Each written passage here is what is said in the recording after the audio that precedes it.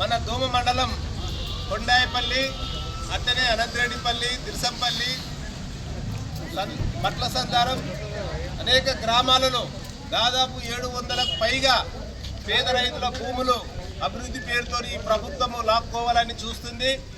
అసలు రైతులకు తెలియకుండానే గత నెల 13 తారీఖు నాడే ఈ ప్రభుత్వము రైతుల భూములు తీసుకుంటున్నామని నోటిఫికేషన్ ఇవ్వడం జరిగింది. ఈ రైతులకు నిన్న మొన్న తెలుసు, కానీ మార్చి 13 తారీఖు ఇంకా 3 రోజులు అయితే ఒక నెల అయిపోతుంది.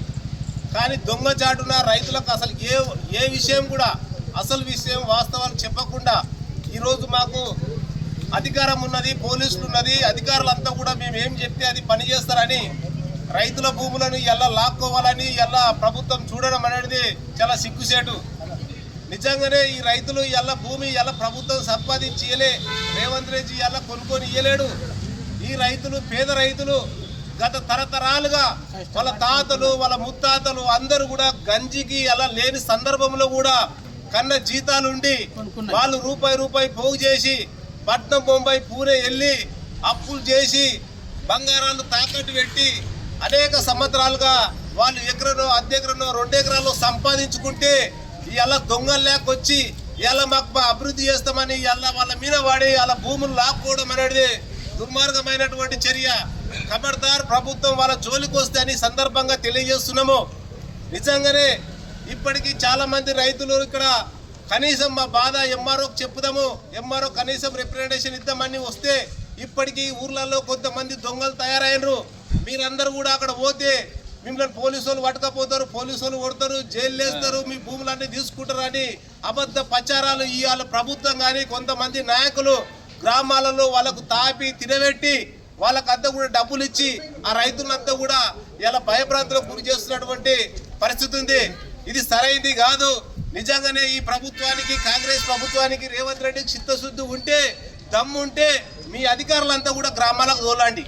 ఎందుకు తీసుకుంటున్నారో చెప్పండి, ఏ యొక్క అభివృద్ధి చేస్తున్నారో చెప్పండి. అభివృద్ధి అంటే భూములు తీసుకోవడం అని ప్రభుత్వాన్ని సూటిగా ప్రశ్నిస్తున్నాము.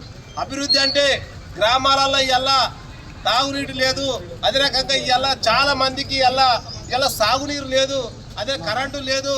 ఇటువంటి అన్నీ కూడా అభివృద్ధి అంటే అటువంటి అన్ని రైతులకు, పేదలకు గ్రామాలలో ఒక హాస్పిటల్ కట్టు, స్కూల్ కట్టండి. అదే రకంగా గ్రామాలలో ఇంకా మిగతా అనేకమైనటువంటి సమస్యలు ఉన్నాయి. ఆ సమస్యలను పట్టుకోకుండా అభివృద్ధి అని ఇలా పేదల భూములు తీసుకొని వాళ్ళు ఇలా బ్రోకర్గిరి చేసి ఈ భూములంతా కూడా ప్రైవేటు వ్యక్తులకు అమ్ముకోవడానికి ఈ ప్రభుత్వం తీసుకుంటున్నటువంటి చర్యలు ఇవి. చాలా మంది అనుకుంటున్నారు ప్రభుత్వం అనుకుంటే ఏమైనా చేస్తుందని ఇలా భయపడుతున్నారు. మీరు ఎవరు భయపడొద్దు.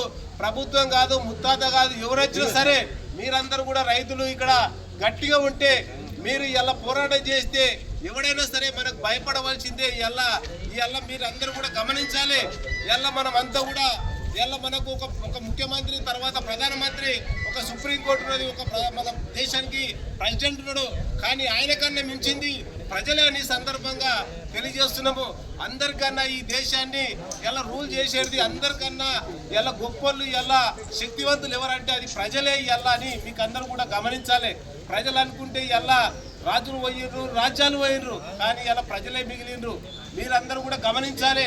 ఆ రోజు బ్రిటిష్ వాడు మన దేశాన్ని పరిపాలించి 200 సంవత్సరాలు పరిపాలిస్తే ఆ రోజు పోరాటం చేసి ఆ యొక్క తెల్లదొరలు ఏ రకంగా తిరుగుబాటు చేసి ఎంటబడి వాళ్ళ దేశాలకు తరిమి కొట్టినరో ఇక్కడ కూడా ఎవడైతే భూములు తీసుకుంటామని మన గ్రామాల్లోకి వస్తే మనం కూడా తిరగబడి ఆ రకంగా వాళ్ళంతా కూడా ఎదిరించాలని మీకు అందరూ కూడా తెలియజేస్తున్నా. చాలా మంది అంటున్నారు 2013లో భూసేకరణ చట్టం వచ్చింది, ఇక భూములు పోతే కూడా కొంత దుష్ప్రచారాలు నడుస్తున్నాయి. ఆ చట్టం వచ్చింది ఏంటంటే, ఆ చట్టంలో ఉన్నది ఏంటంటే నిజంగా భూములు పోతే ఆ గ్రామానికి వెళ్ళి నిజానే గ్రామంలో అంతా కూడా గ్రామ సభ నిర్వహించాలి. ఆ గ్రామంలో 80% మంది ఒప్పుకుంటేనే